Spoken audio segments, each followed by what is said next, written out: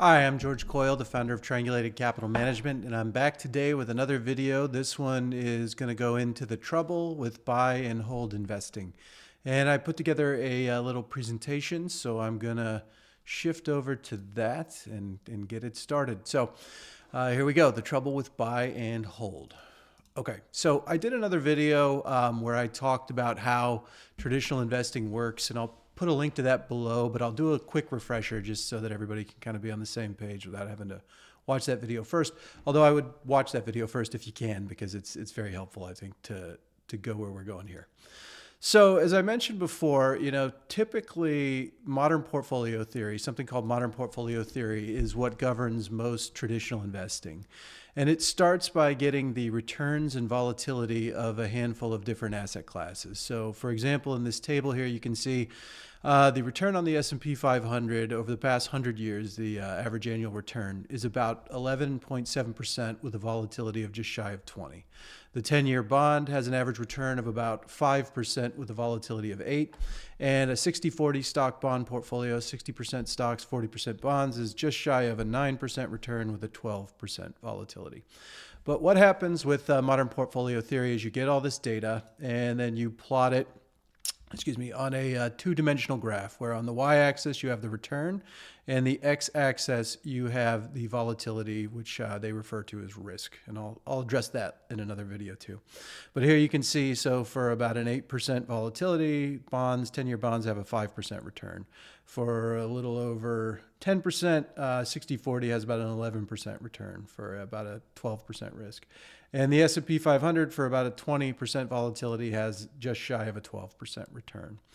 So what you can then do is you can add other asset classes, focus on different weights. So you could do 50-50 stocks, bonds, you could do 60-40, 70-30, you could add in gold, you could add in emerging stocks, emerging market bonds. The possibilities are endless. But ultimately what you wind up with is a lot of different portfolios, and each of these portfolios is represented by a dot on this two-dimensional plot here.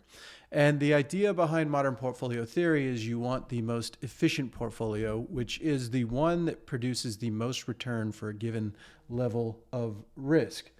And ultimately here, if you see like at the 10% volatility level, there's a 10% return. This portfolio does just shy of 15. Here's one that does 17. So you would never want to choose the one that has lower return for a given level of risk. You always want the one that's the highest for that level of risk because it's going to be the most efficient portfolio. So that's the quick refresher. So here's the thing though, where do these returns come from? The returns are really based on history. And let's get into this a little bit. So you have to use what's called a look-back window, or a period that you use to gather returns for the different asset classes. And different look-back windows can produce drastically different results.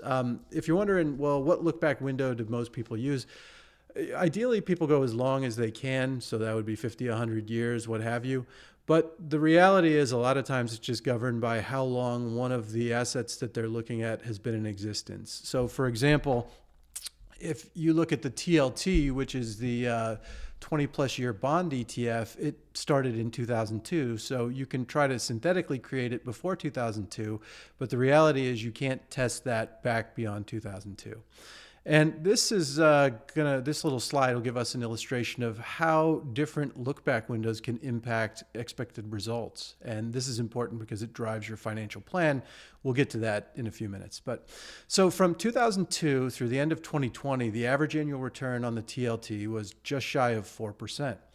If you start in 2002 and you go through the end of 2025, the average return is 1%. So that average annual return went from 4% down to 1% based on big losses in the years 22, 23, and 24. And that impacts expectations for financial plans. And again, we'll come back to that in a few minutes. So what happened to TLT? Well, in 2022, the Fed, the Federal Reserve, started to raise interest rates for the first time in a long time. And ultimately, bonds got hammered, and they're still down a lot from the historic peak. So that's something that can happen, and that's one of the big detriments of buy and hold. Okay, so what about stocks? Most people say, well, stocks don't go down like that, right? They wouldn't experience that. Well, maybe, actually, if you look at the historical data on the S&P 500 in the Great Depression from about the late 20s until the mid 1950s, which is roughly, let's call it 25 years, maybe 25 to 30 years, the S&P was down 86% from the high to the low. So stocks can definitely experience things like we just saw on the previous slide with bonds. They can have prolonged bad periods. We just haven't seen it in our lifetimes for the most part. So this raises a question, is history a good guide of the future? And it really depends, who you ask, where you look, and what time frames you look at. So there was a book called Triumph of the Optimists, and you can see the cover here. And what these guys did is they analyzed returns on a variety of asset classes for about, I think it was 20 countries around the world from the year 1900 to the year 2000. And what they found is that the United States stock market had about 2 times the average annual return of a world stock index. So what that means is the U.S. from 1900 to 2000, really until 2025, has been a very positive outlier versus the rest of the world on average.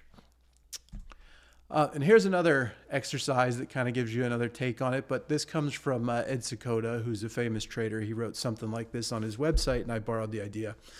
But there's currently about $500 trillion worth of aggregate wealth in the world today. It's hard to say exactly what it is because, like, what's every house worth? Who knows? But when you pull different sources, you get around 500 trillion. Now, a trillion is a number with 4 commas. So you can see here, there's 500, comma, comma, comma, comma, dot. And the importance of that will be evident in 1 minute. If you take $1 in the year 0 AD, which is the death or resurrection of Jesus, depending on if you're a glass half full or half empty type, and you compound that forward for 2025 years to about today at 9%, which is a return that people nowadays assume is pretty doable, you get a number with 25 commas. So remember, there's 4 commas in a trillion. The number that you get from compounding $1 forward at 9% for 2025 years has 25 commas. Apparently there's a name for that. I'm going to try to pronounce it here, but it's 1 duo quinquagintillion. And obviously, we don't have anywhere near that amount of money in the world today, which raises the question of, well, what happened?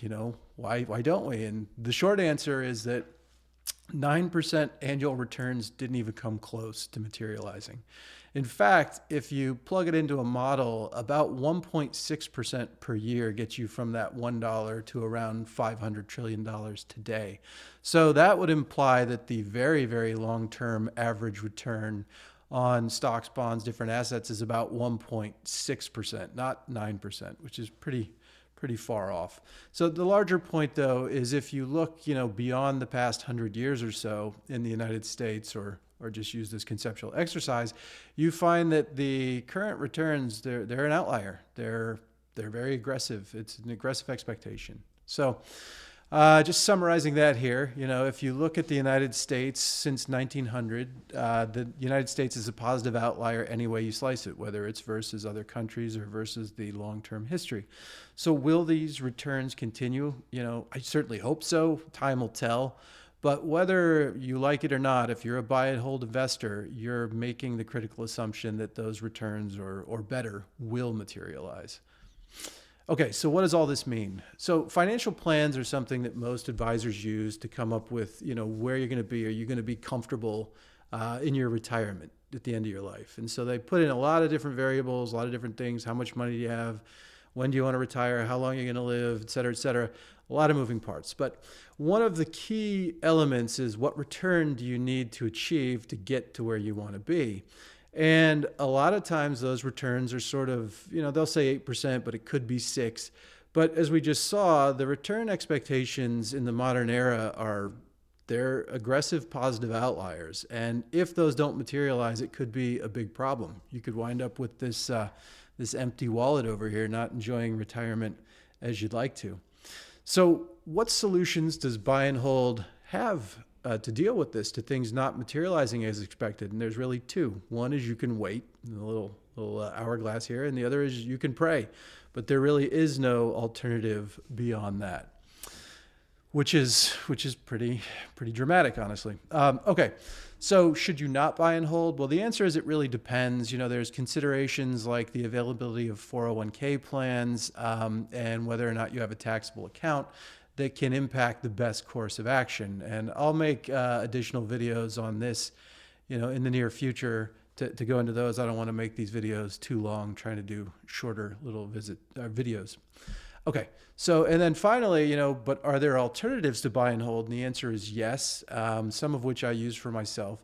And I'll get into those as well in upcoming videos. So basically the takeaway for today is just to show you, there are frailties and critical assumptions in buy and hold investing. And when you look outside the United States or you look at a longer view of history, there are some sort of aggressive assumptions going on that I don't think people are really aware of, and I'd like to make them aware and present alternatives, which I'll do in upcoming videos. So thanks for watching, and see you soon.